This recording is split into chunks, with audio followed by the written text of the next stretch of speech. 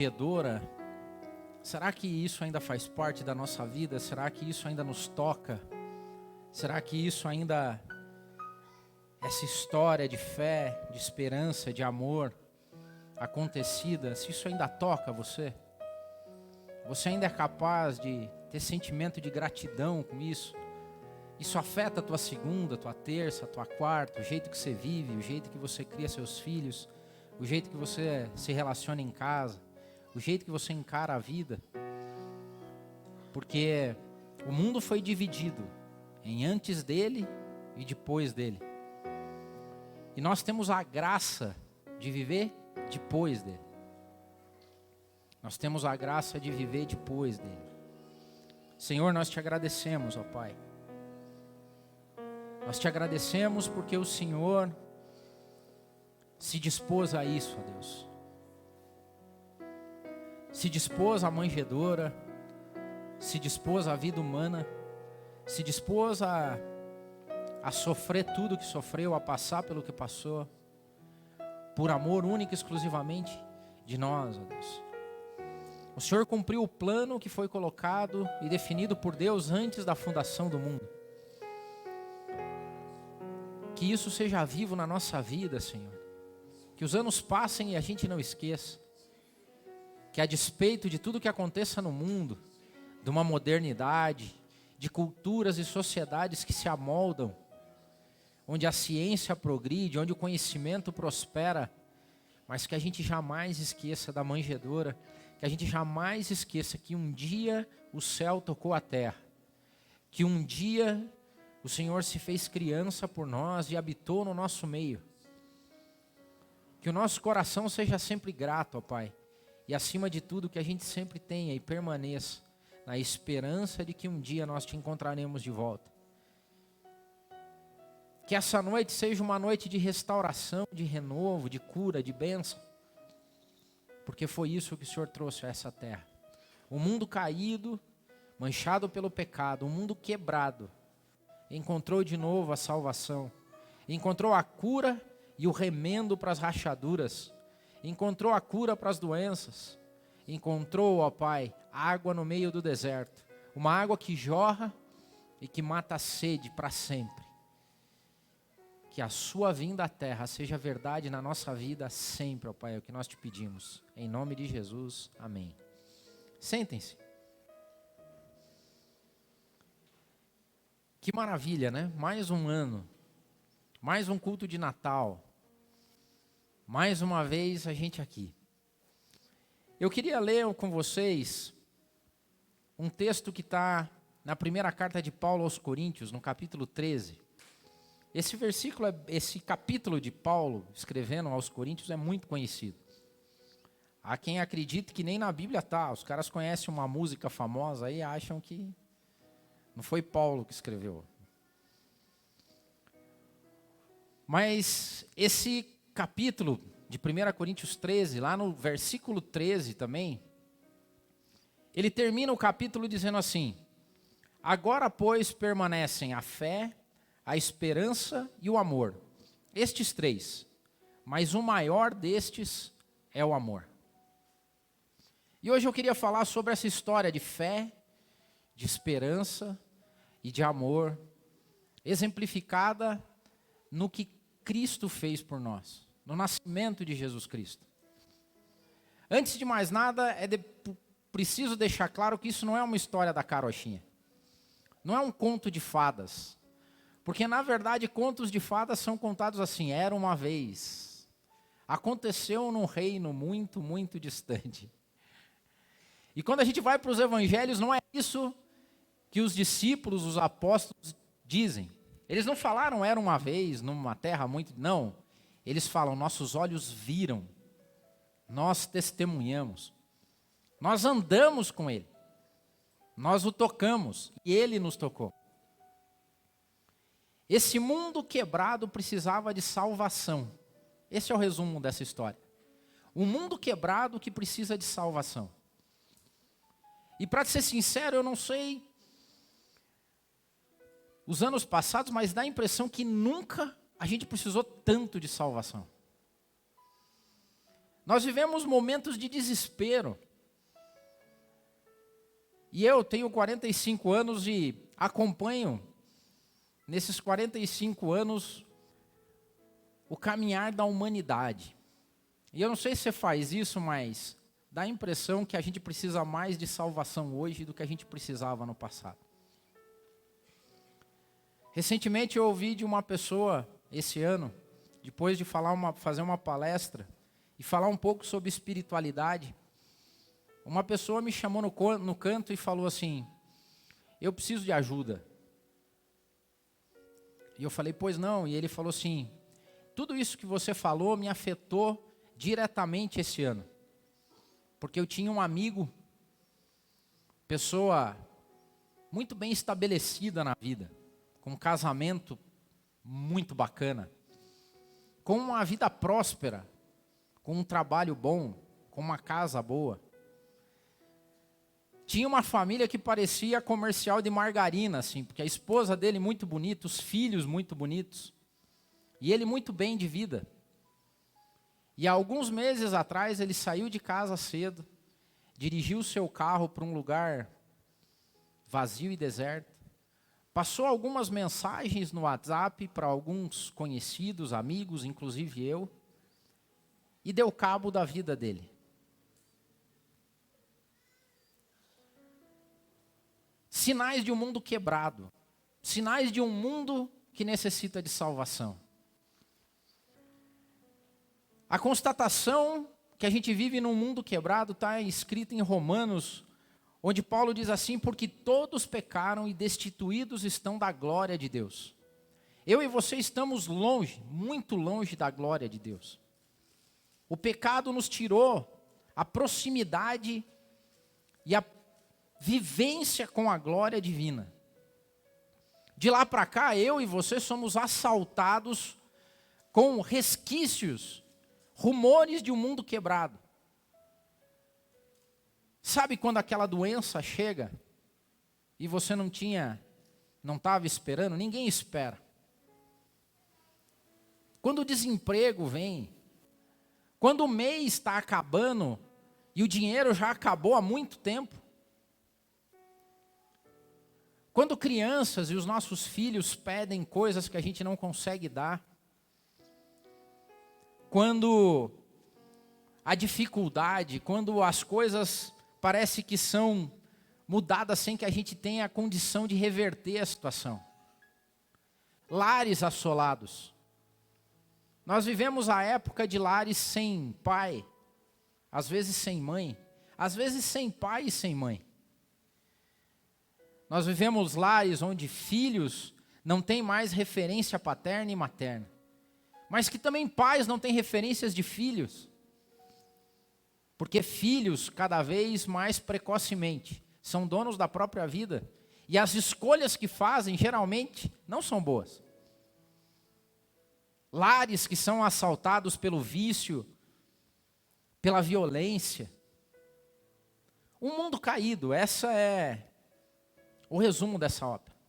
Nós, especificamente, vivemos num país que é assolado pela corrupção, que tem uma das piores distribuições de renda do planeta, onde pessoas vivem abastadas e têm dinheiro que mesmo em vida não conseguiriam gastar, mesmo que quisessem. E nós vemos pessoas que morrem em filas de hospitais. Nós vemos desespero de mães e pais que não têm como tratar seus filhos. Nós vivemos um mundo onde pessoas são marginalizadas, escravizadas, tratadas como escravos. Tudo isso é reflexo desse mundo, que chega ao máximo na primeira história que eu contei, que cada vez assola mais pessoas, porque quando uma pessoa dá cabo da própria vida, significa que a esperança morreu por completo. E geralmente a esperança é a última que morre. E quando ela morre, não há mais razão nenhuma. E o ponto aqui, da onde que a gente pode tirar esperança? Porque a gente procura, e o ser humano procura em tudo. Procura na ciência. Porque nós acreditamos que vai chegar um dia que o conhecimento vai se alastrar tanto que nós teremos a solução para todas as nossas mazelas. Nós teremos a solução e o remédio para todas as doenças. Tem gente que já congela o corpo, não sei se vocês sabiam, os mais abastados e ricos mandam congelar seu corpo, suas células tronco, para que acreditam que um dia nós vamos poder ressuscitar com o conhecimento humano. Nós podemos tirar a esperança do dinheiro, e eu acho que é isso que a maior parte das pessoas faz hoje. Correm atrás de grana, porque elas acreditam que o dinheiro lhes garante a esperança de dias melhores. Isso é o que a maior parte das pessoas faz, corre atrás de dinheiro. Porque você pode depositar ali tua esperança. Às vezes a gente deposita esperança no outro. No esposo, na esposa, no pastor, no amigo, seja onde for. O ponto é, da onde que a gente tira a razão para viver? Da onde a gente tira esperança? Nesse mundo caído, nesse mundo quebrado, nesse mundo infectado pelo pecado. Nesse mundo que por mais que a gente faça, dá a impressão que a gente não está conseguindo resolver os nossos problemas. E não vamos mesmo. Porque a história de Jesus Cristo nos conta que um mundo quebrado precisava de um Salvador. E é isso que essa história nos conta. A esperança produzida em meio a tribulações. Que dificuldade essa é a nossa? Eu vou ler um texto para vocês que está em Romanos também, no capítulo 5, que diz assim, ó. Não só isso, mas nós também nos gloriamos nas tribulações, porque sabemos que a tribulação produz perseverança. E a perseverança, um caráter aprovado. E o caráter aprovado, esperança. E a esperança não nos decepciona. O ponto é, vivemos em um mundo onde a esperança morreu. Esse é o resultado do Brasil, Curitiba, ou do planeta Terra em 2019. Um mundo onde a esperança morreu.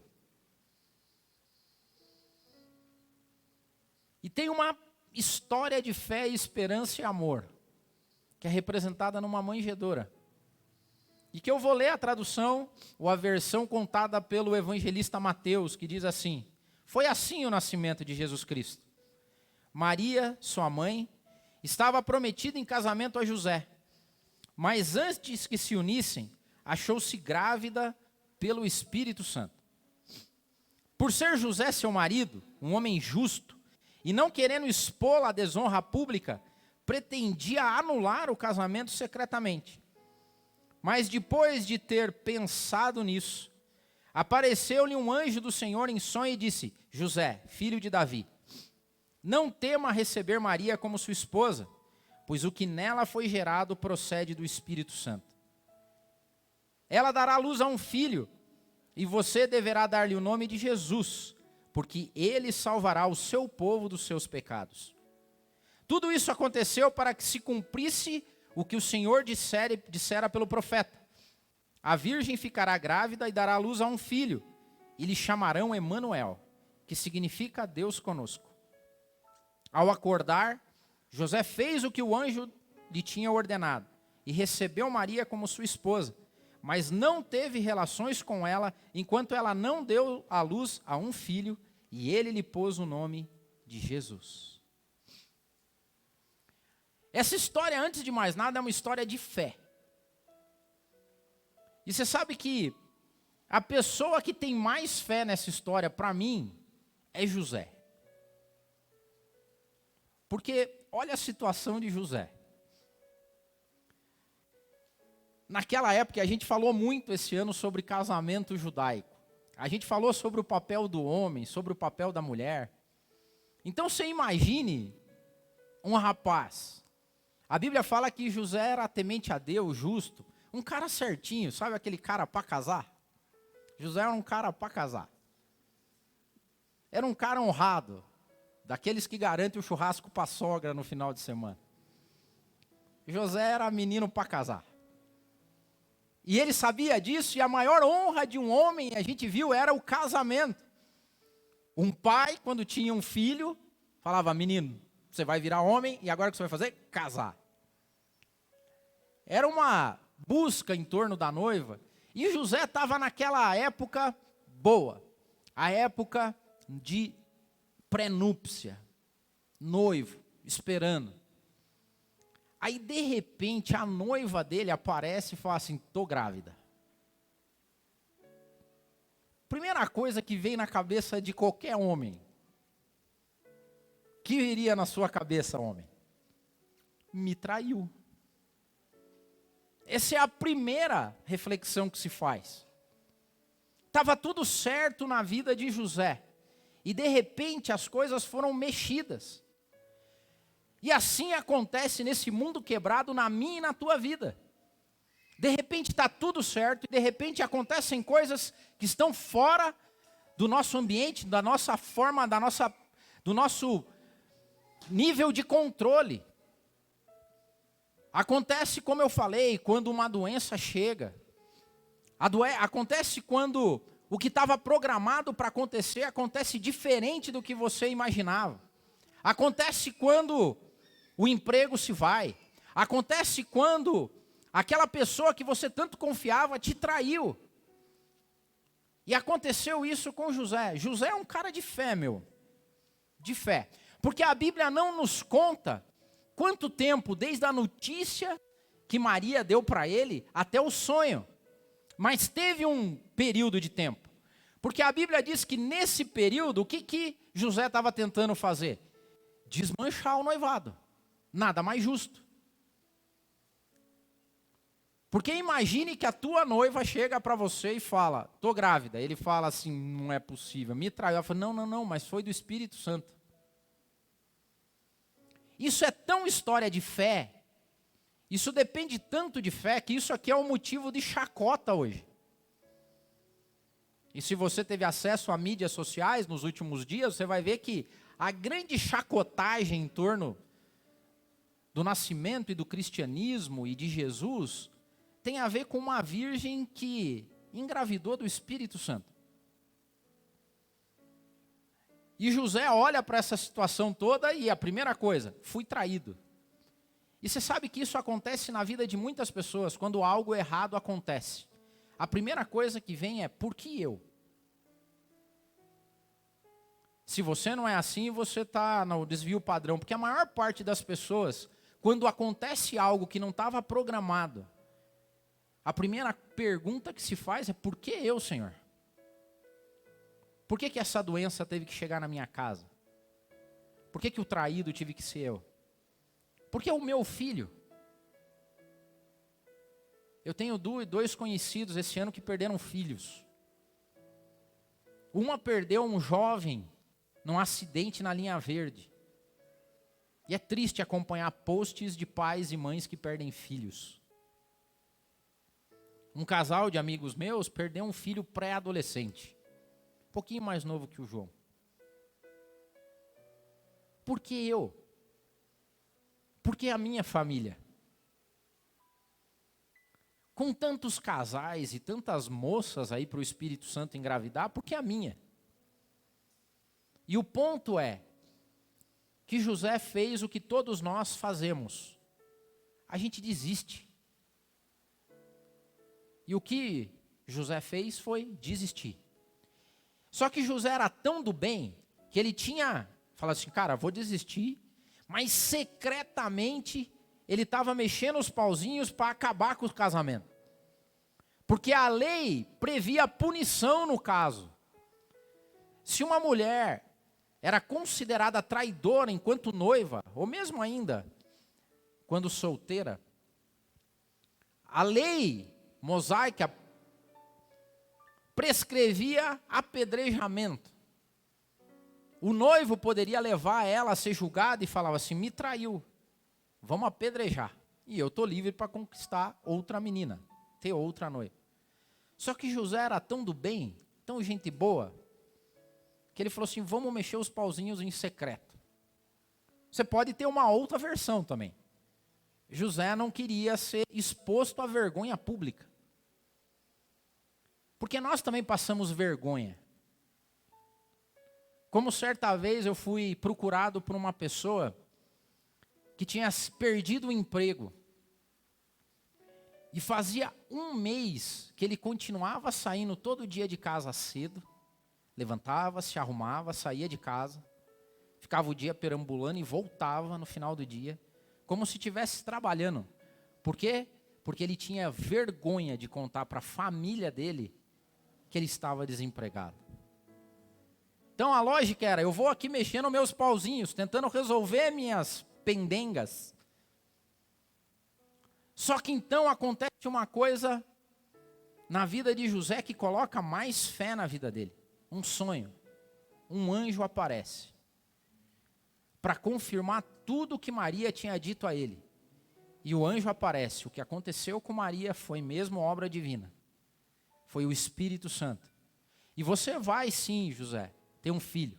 E você vai colocar o nome dele de Jesus. Porque ele vai livrar, salvar o seu povo de todos os seus pecados.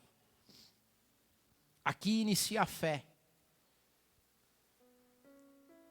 Uma história de fé é feita quando as coisas e as circunstâncias permanecem as mesmas, mas a pessoa muda.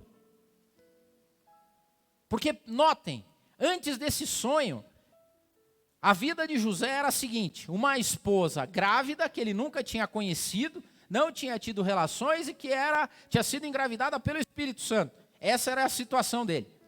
O anjo aparece, fala tudo para ele, ele acorda no outro dia, e qual que é a situação dele? A mesma.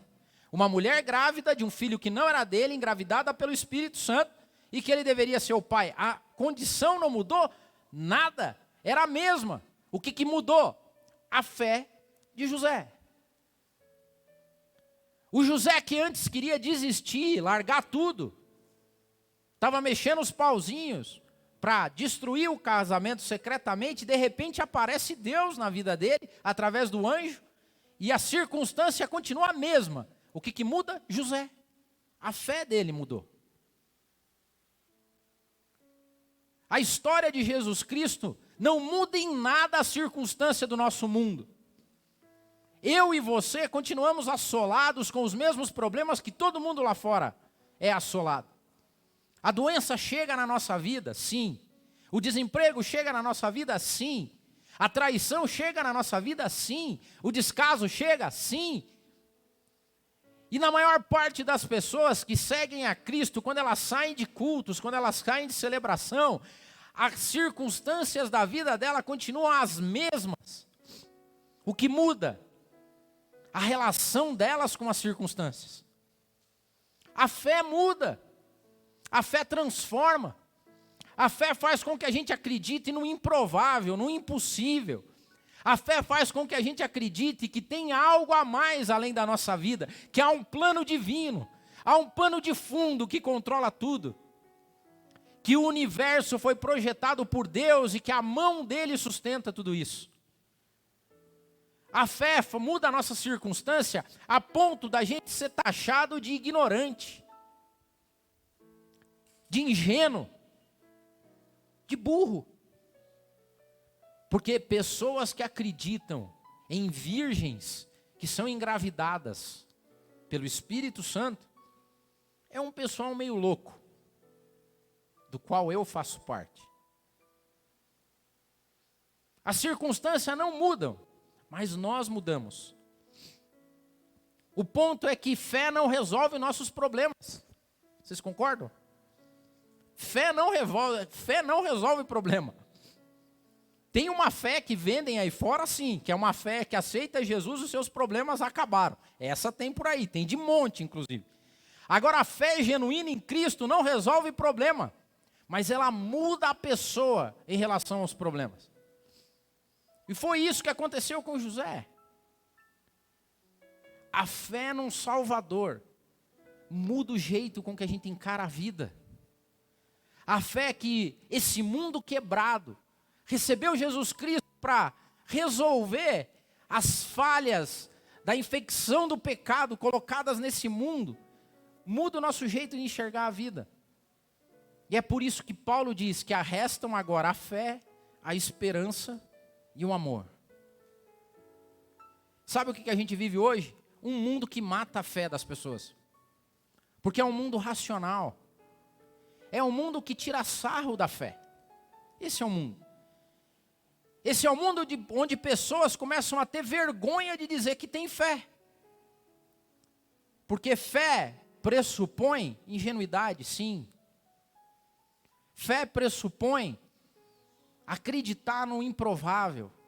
A pressupõe enxergar coisa que os outros não veem e pautar sua vida diante disso. Agora tem o lado da esperança. Porque você pode ter a sua fé morta, como tem um monte de gente que tem fé morta. Fé e esperança, para mim, são dois lados de uma mesma moeda. E por que eu digo isso? Porque a fé nos faz entender e compreender as coisas pela ótica de Deus. Uma pessoa que tem fé enxerga a vida pela ótica de Deus, pela ótica divina. A fé nos faz entender. Agora, a esperança é o que nos faz caminhar todo dia. A esperança é o que faz com que a gente não desista. Porque a prova disso, de novo, é José. Porque José sai daquela experiência com o anjo, de novo, a circunstância não mudou nenhuma. Só que uma coisa mudou em José. Ele desistiu de desistir. Porque antes do anjo, o que ele estava programando? Vou desistir. Vou dar um jeito de tirar Maria da cidade, vou levar ela para um lugar que ninguém conhece ela lá, a gente se separa, daí ninguém fica sabendo dessa história, mas vou acabar com esse casamento. Veio a fé. E a fé não mudou a circunstância, mas junto com a fé veio esperança. E a esperança é provada porque quando José sai daquele sonho, ele vai, se casa com Maria. Não só se casa, mas passa os primeiros meses do casamento sem conhecer Maria. Não teve lua de mel, cara. José não teve lua de mel. José casou com Maria. Esperou o tempo que era necessário. Jesus nasceu. Ele levou e apresentou o menino e lhe deu o nome de Jesus. A esperança é o que faz com que as pessoas continuem todo dia, apesar das dificuldades. Apesar do que acontece na vida, elas acordam todo dia e continuam fazendo o que está proposto. Fé é entender a vida pela ótica divina e acreditar nisso. Esperança é acreditar que no fim tudo vai dar certo. Agora, quando você perde fé e quando você perde a esperança, aí não tem mais solução para ninguém. E é por isso que nós estamos vivendo num mundo que, na minha visão, cada dia menos tem solução. Porque é um mundo desprovido de fé e desprovido de esperança. E quando as pessoas perdem a fé e perdem a esperança, não há mais razão de viver. E é por isso que Paulo diz: restam, pois, a fé, a esperança e o amor. Mas ele termina dizendo o seguinte: mas o maior destes é o amor.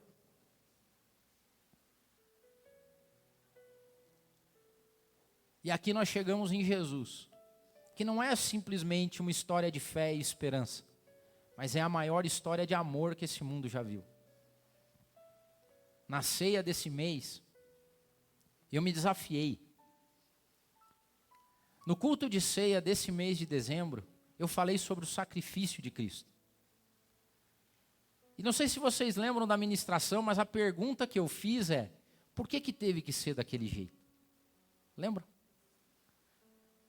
Por que teve que ser uma morte tão violenta,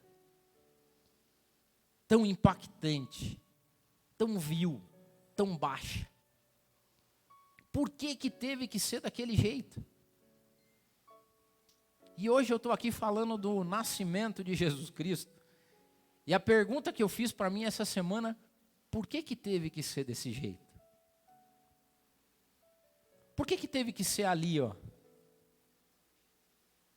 Por que teve que ser com uma adolescente, com um menino envolto em panos? E a palavra de Deus, escrita em Isaías 49:15, compara o amor de Deus ao amor de mãe e ele diz o seguinte: será que uma mãe pode esquecer do seu bebê que ainda mama e não ter compaixão do filho que ela gerou? E o profeta diz assim: embora ela possa se esquecer, eu não me esquecerei de você.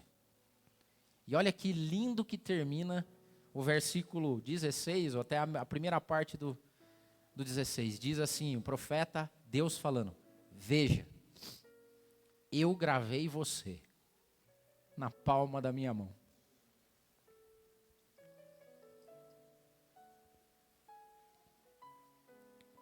Teve que ser assim para que todo o amor divino fosse exemplificado numa criança.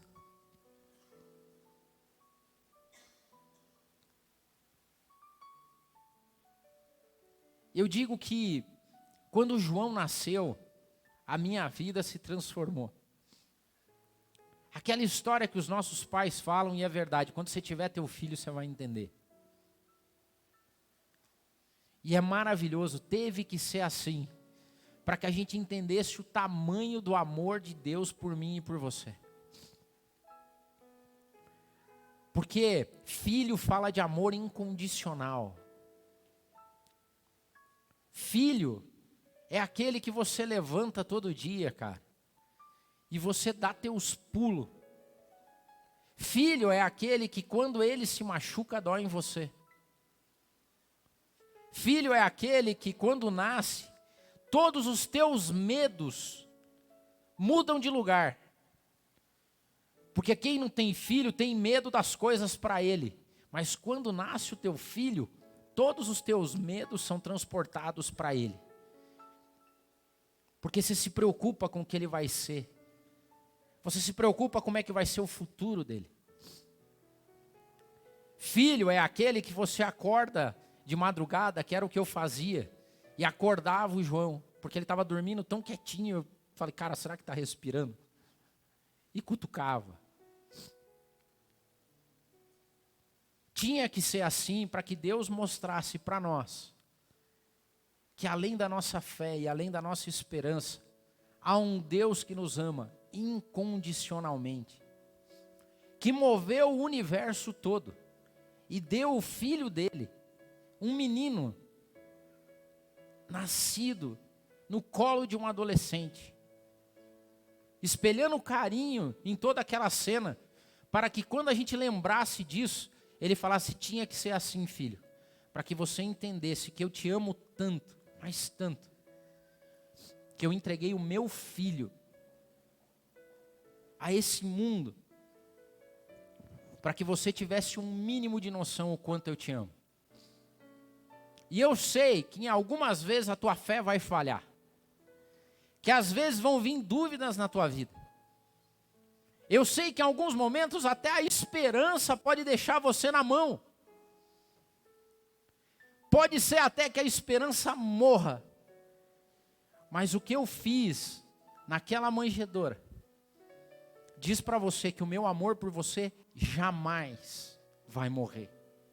A fé pode acabar, a esperança pode morrer, mas o meu amor por você é eterno.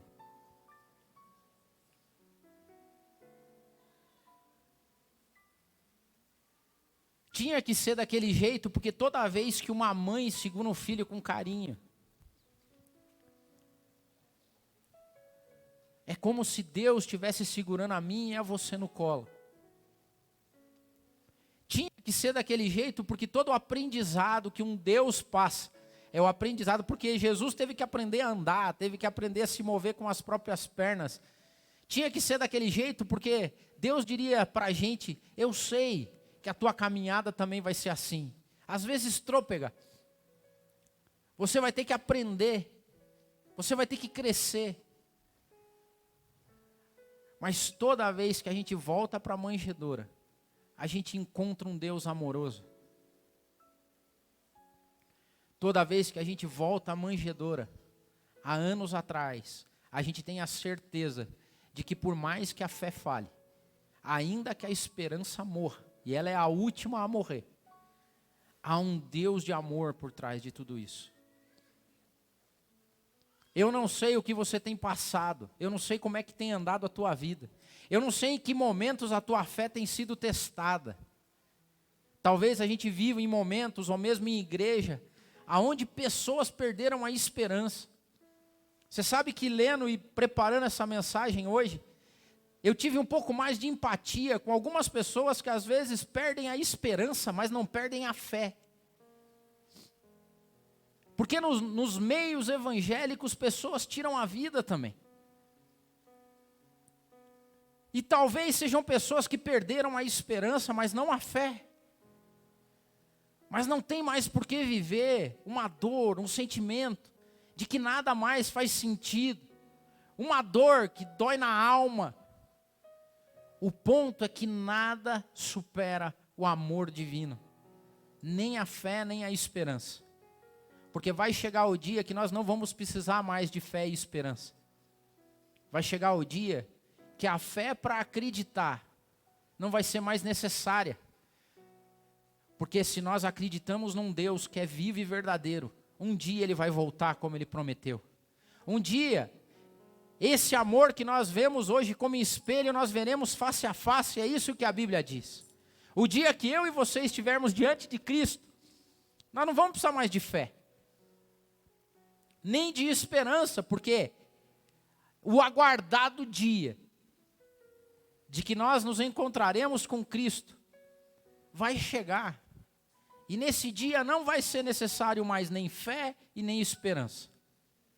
E nesse dia o amor durará para sempre. E nós veremos Ele face a face. E com Ele viveremos a eternidade. Em tempos de ataque à fé alheia, em tempos de morte da esperança das pessoas, o que resta a nós, o povo cristão, é uma manjedoura, onde um menino nos nasceu, um filho nos foi dado, e o governo está sobre o ombro dele, e é Ele que garante a nossa salvação. Feliz Natal, que Deus abençoe todos vocês, e que Jesus Cristo seja vivo na sua vida. Amém.